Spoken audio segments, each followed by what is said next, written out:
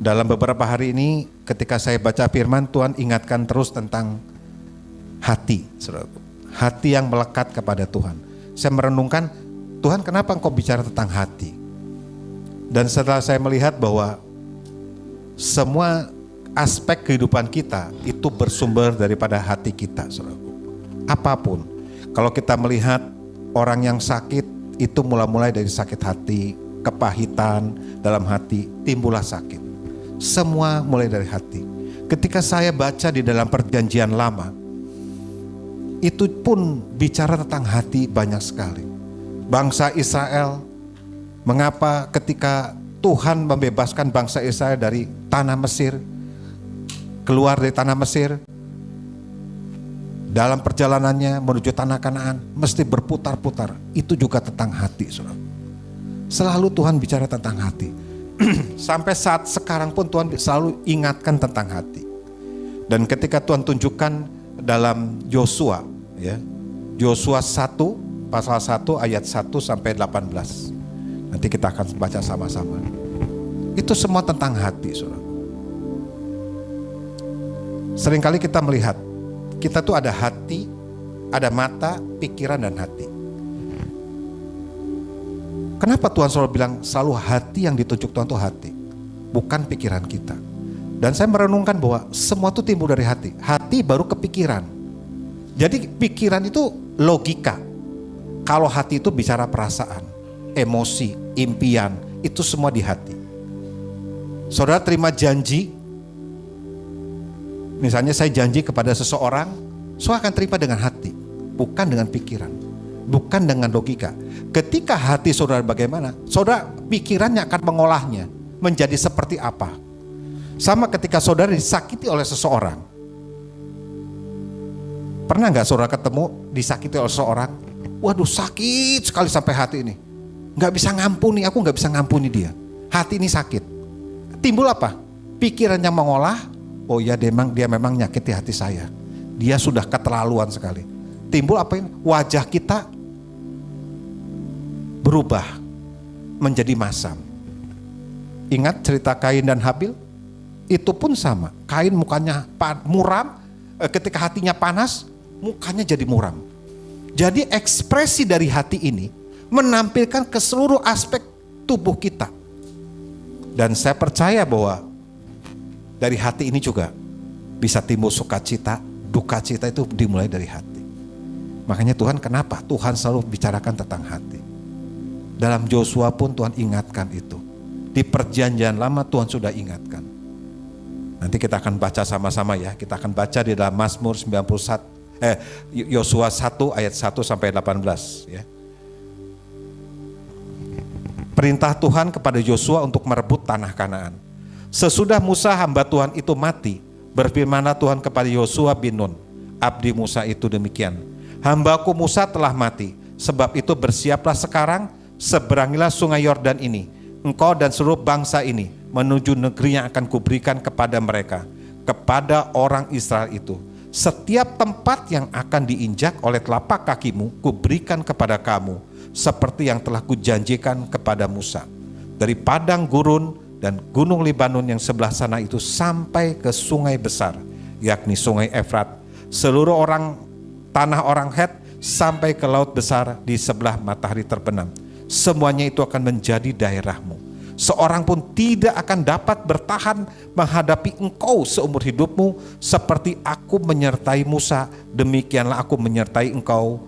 Aku tidak akan membiarkan engkau dan tidak akan meninggalkan engkau. Sampai sini saudara. Di sini cerita tentang perintah Tuhan kepada Yosua. Di sini dikatakan bahwa dijanjikan kepada Musa hal-hal yang ajaib, janji-janji Tuhan yang begitu luar biasa. Tapi kita lihat di sini Tuhan ingatkan saudaraku, kuatkan dan teguhkanlah hatimu, sebab engkaulah yang akan memilih bangsa ini memiliki negeri yang kujanjikan dengan bersumpah kepada nenek moyang mereka untuk diberikan kepada mereka. Hanya kuatkan dan teguhkanlah hatimu dengan sungguh-sungguh.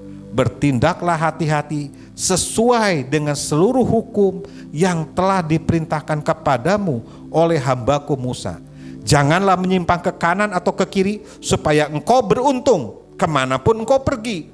Janganlah engkau lupa memperkatakan kitab Taurat ini, tetapi renungkanlah itu siang dan malam, supaya engkau bertindak hati-hati sesuai dengan segala yang tertulis di dalamnya. Sebab dengan demikian perjalananmu akan berhasil dan engkau akan beruntung. Bukankah telah kuperintahkan kepadamu, kuatkan dan teguhkanlah hatimu? Janganlah kecut dan tawar hati, sebab Tuhan Allahmu menyertai engkau kemanapun engkau pergi. Saudara perhatikan tidak?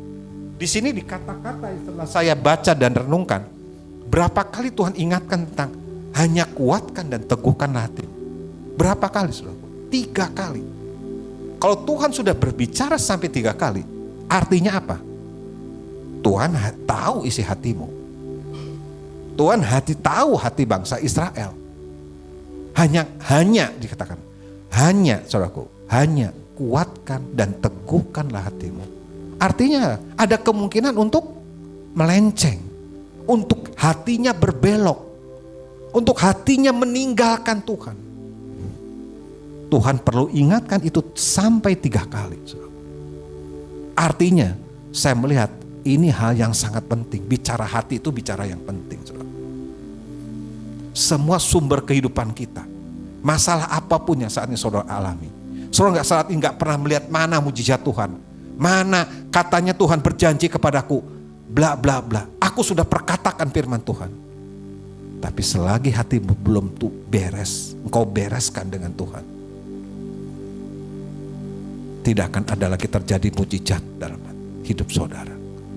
Masalah-masalah tetap akan ada. Karena apa? Pikiran saudara yang jalan.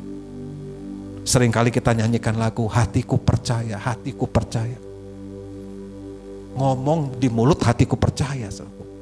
Tapi benarkah hatimu sudah percaya kepada Tuhan? Sudah engkau benar-benar percaya kepada janji firman Tuhan? Jangan-jangan ketika hati saudara percaya, logika saudara berpikir, hidup saya gini terus. Usaha juga saya kok gak ada membuahkan titik hasil yang memadai. Awan gelap, tidak ada setapak awan di hidup saya. Jangan-jangan saudara sedang berpikir begitu. Dan hati saudara yang sudah percaya nih, luntur saudara. Karena logika saudara masuk dalam hatimu, mengalahkan hatimu. Makanya Tuhan perlu ingatkan, hanya kuatkan dan teguhkanlah hatimu. Saya bilang, Tuhan kenapa sampai ngomong 3 kali? Karena Tuhan tahu kelemahan kita sebagai manusia itu masalah gampang berbelok. Bangsa Israel sudah lepas dari perbudakan, masih tetap bersungut-sungut, masih belok, masih nyembah ilah lain, masih cari raja. Saya baca kemarin 1 Samuel, saudaraku, ketika Saul diangkat jadi raja.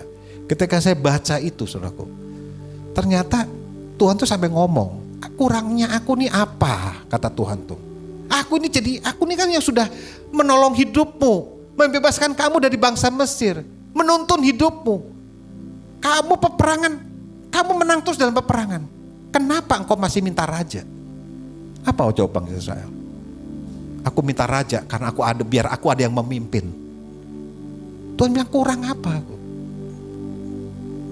Inilah dimulai dengan hati yang sudah berbelok, saudara. Dia gak percaya lagi dengan Tuhan yang tidak kelihatan, tapi ya Tuhan yang nyata telah menolong mereka. Tapi mereka banyak yang orang tuh senang dengan apa yang nyata di depan kita. Kita seringkali melihat kenyataan, bukan kebenaran firman Tuhan, bukan Allah yang hidup dalam hidup kita.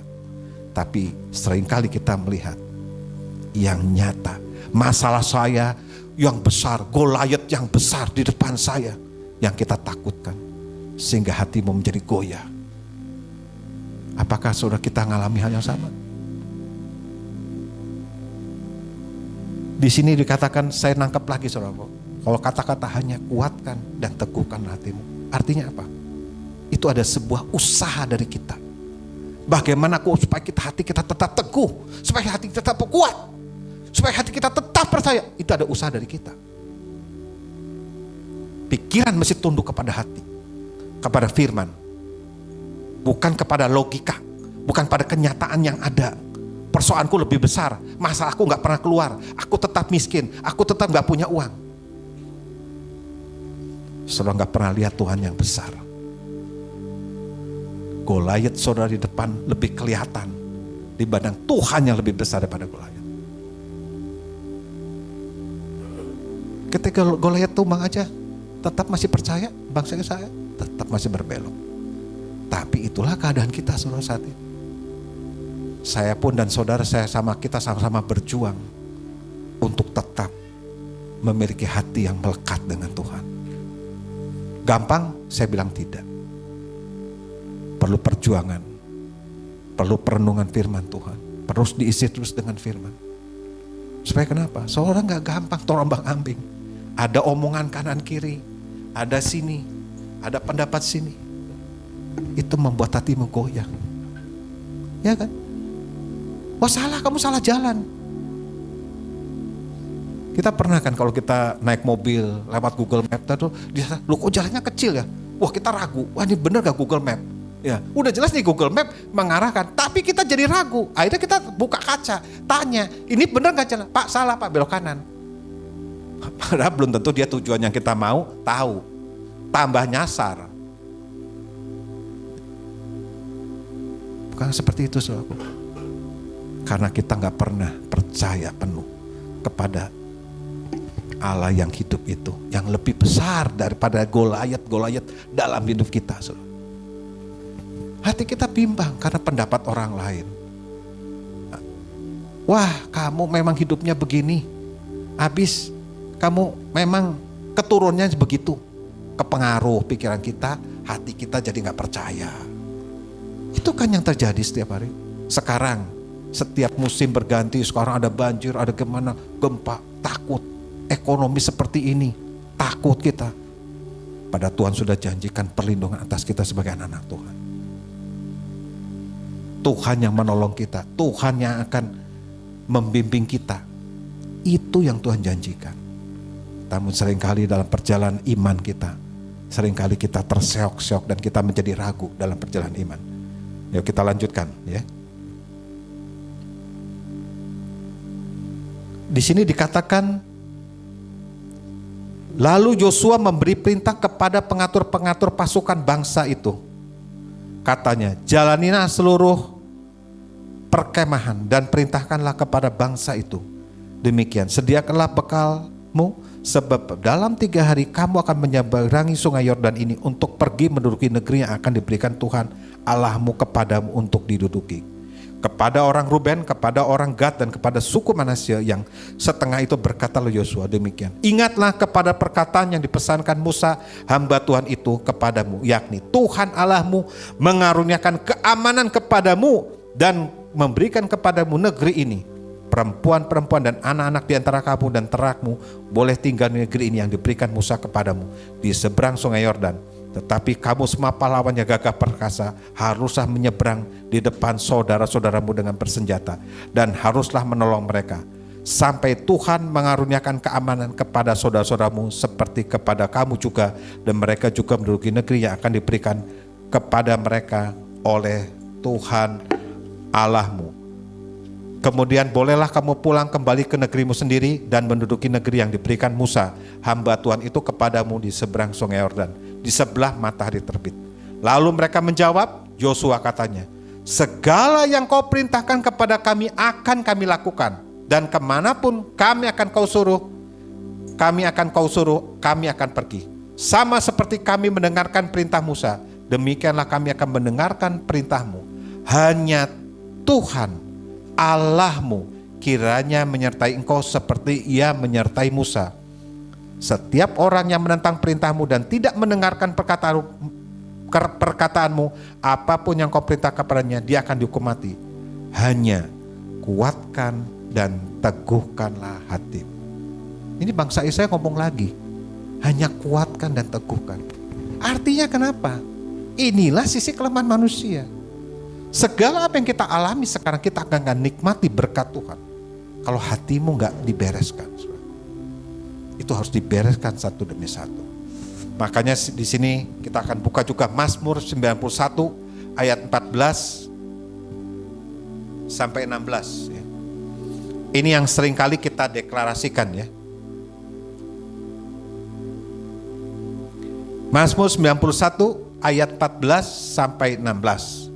Sungguh hatinya melekat kepadaku, maka aku kan meluputkannya. Aku akan membentenginya sebab ia mengenal namaku.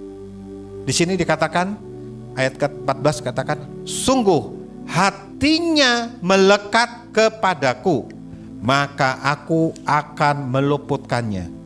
Aku akan membentenginya sebab ia mengenal namaku. Di sini janji Tuhan adalah kalau engkau melekat, aku akan meluput engkau dari segala mara bahaya. Ini janji Tuhan, saudara. Kembali lagi, kalau hatimu melekat, sejauh mana saudara hatimu sudah melekat dengan Tuhan?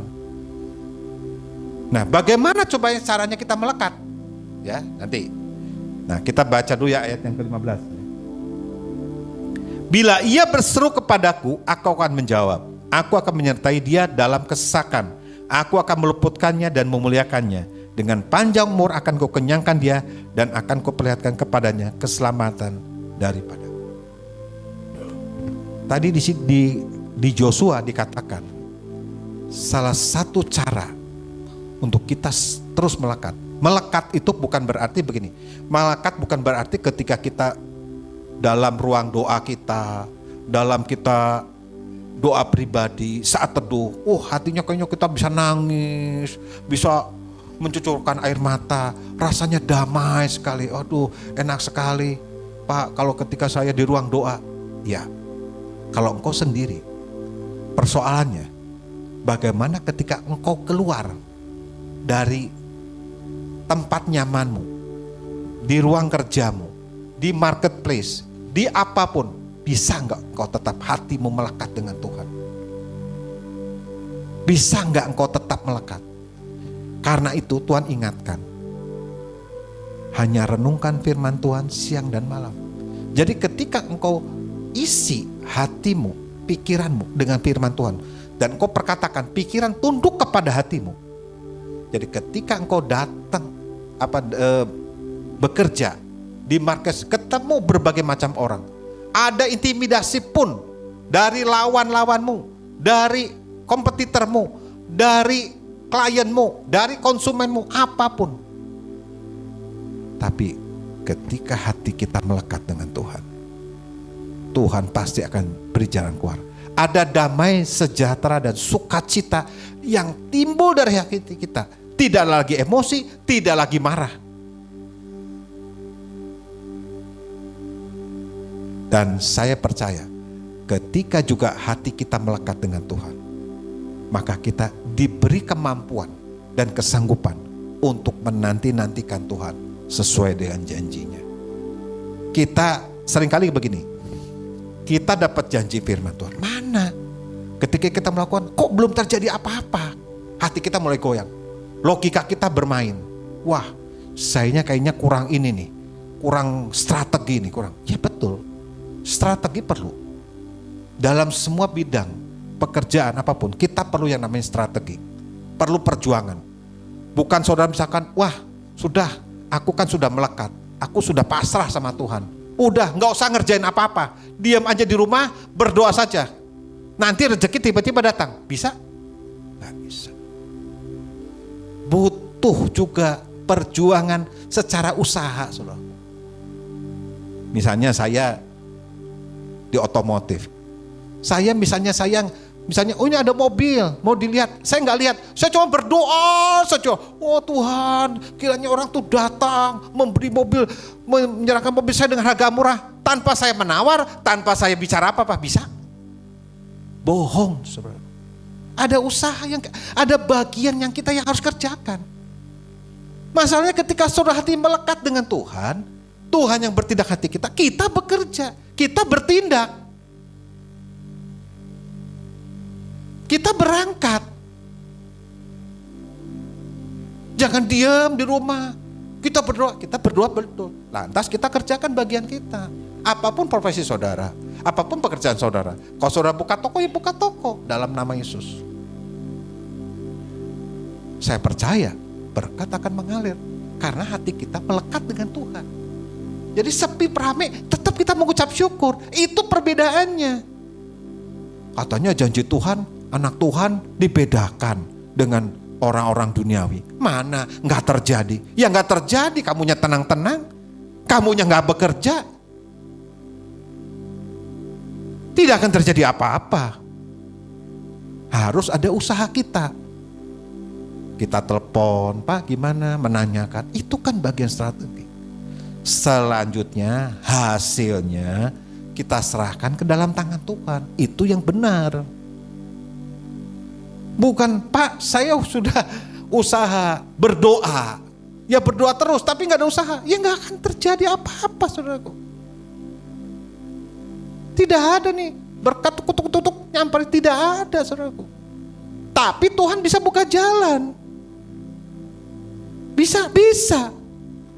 Misalnya kita ini ada usaha ini, tiba ditawarin lagi ini, ditawarin. Bisa saudaraku.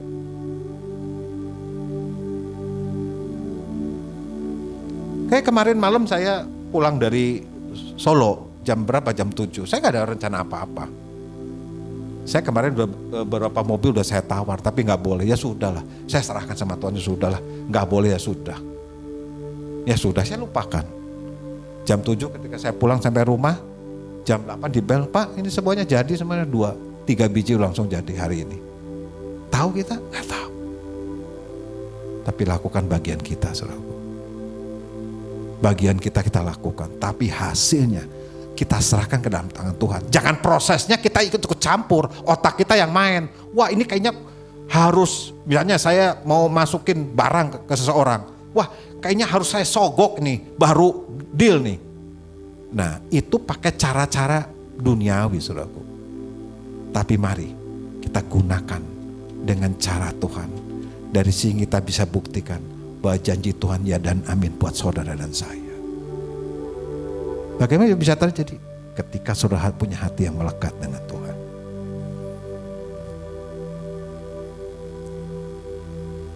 Saudara pikir juga kita tuh gak ada godaan di dunia ini?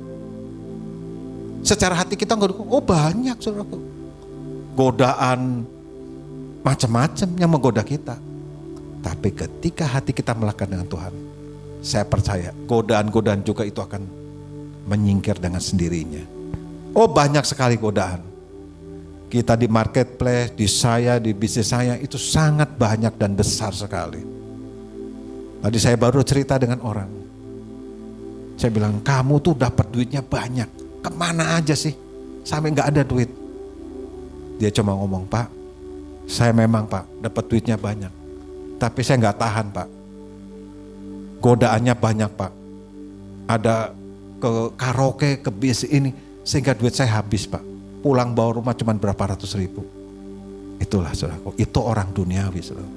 Godaannya banyak. Anak Tuhan gak digoda, lebih besar lagi saudaraku. Tapi disinilah pentingnya. Ketika kita mau merenungkan firman Tuhan siang dan malam. Melekat dengan Tuhan. Tuhan luputkan semuanya. Luputkan semuanya. Dihindarkan semuanya. Percaya saudaraku. Saya sudah mengalami berkali-kali. Tuhan hindarkan dari hal yang seperti itu. Ya. Nah, sebagai penutup kita akan buka dalam Yohanes 15. Ya.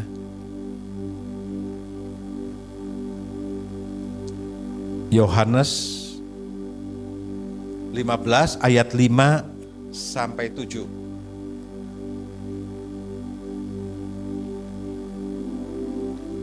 Akulah pokok anggur dan kamulah ranting-rantingnya.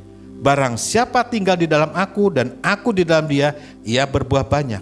Sebab di luar aku kamu tidak dapat berbuat apa-apa. Barang siapa tidak tinggal di dalam aku, ia dibuang keluar seperti ranting dan menjadi kering. Kemudian dikumpulkan orang dan dicampakkan ke dalam api, lalu dibakar. Jikalau kamu tinggal dalam aku, dan firmanku tinggal dalam kamu, mintalah apa saja yang kamu kehendaki dan kamu akan menerimanya. Masalahnya, sudahkah kita ini seperti pokok anggur, dan kita adalah carang-carangnya, menempel kepada pokok anggur itu, melekat supaya kita dapat aliran air dari sumbernya. Sudahkah demikian? Ketika kita sudah melekat, maka aliran air berkat apapun kamu akan menerimanya, dikatakan Tuhan. Ini janji Tuhan. Maukah saudara membuktikannya? Melekat dulu dengan Tuhan seperti kepada pokok anggur itu, maka Tuhan akan luputkan apapun. Biarlah musim demi musim berganti. Orang bilang, katakan ada kadang kita di atas, kadang di bawah. Tapi saya percaya setiap anak-anak Tuhan, kita akan melewati musim demi musim dengan penyertaan Tuhan. Kita akan diluputkan dari apapun yang ada di depan kita. Berat. Prosesnya gak enak, ya. Saya gak akan bilang bahwa proses itu enak, proses itu menyenangkan. Tidak, saudara. Tidak menyenangkan. Sakit, yes. Tapi saya percaya, bukankah kekuatan kita hanya di dalam Tuhan? Tuhanlah yang memberikan kekuatan kepada kita, sehingga kita bisa melalui proses itu. Kita bisa berjuang supaya hati kita semakin melekat dengan Tuhan. Dengan penyertaan Tuhan, maka kita akan sampai kepada tujuan hidup kita, yaitu menyenangkan hati Tuhan. Dan kau akan didapati, memang hambaku yang setia, aku suka dengan hatimu. Saya kemarin cerita, kenapa Tuhan begitu suka dengan Daud? Karena Tuhan tuh melihat hatinya Daud. Daud ini kurang apa? Banyak dosanya. Saul itu cuman ngebebasin Agag, disuruh tumpas perintah Tuhan, suruh bunuh suruh Amalek, malah diselamatkan. Agag rajanya, kemudian kambing domba tambunya diselamatkan. Kalau Daud udah ngerebut istri orang, sudah menghamilinya, kemudian suaminya suruh maju perang, di depan dibunuh mati. Tapi Tuhan bilang seperti hambaku Daud. Kenapa? Saul dikatakan, Saul, aku menolak kau sebagai raja karena kau tidak mentaati firman Tuhan. Dan saya melihat Saul itu ngeyel. Enggak. Ngeles, bahasa sininya, ngeles. Enggak. Aku kan cuma nyelamatin ini. Itulah yang Tuhan tidak suka. Tapi Daud bilang, ya Tuhan. Ketika dia bilang, Tuhan tidak tolong anakmu tetap mati. Ya Tuhan. Dia mandi, berurap, dan menyembah Tuhan. Itulah yang Tuhan sukai. Apa? Bicara apa? Hati, saudara. Hati yang mau dibentuk, hati yang mau dididik. Hati yang takut, taat, dan setia kepada Tuhan. Amin, saudaraku. Mari, saudaraku. Saya percaya bahwa setiap firman Tuhan yang singkat ini boleh menyadarkan kita. Apapun musim kehidupan saudara yang saat ini sedang saudara alami, tetap percaya. Ketika hatimu kembali kepada Tuhan, Tuhan, aku datang kepadamu, aku minta ampun, aku mau belajar setia, dan kau merenungkan firman Tuhan siang dan malam. Saya percaya, setiap apapun masalah saudara, Tuhan akan buka jalan, Tuhan akan berikan jalan keluar. Amin.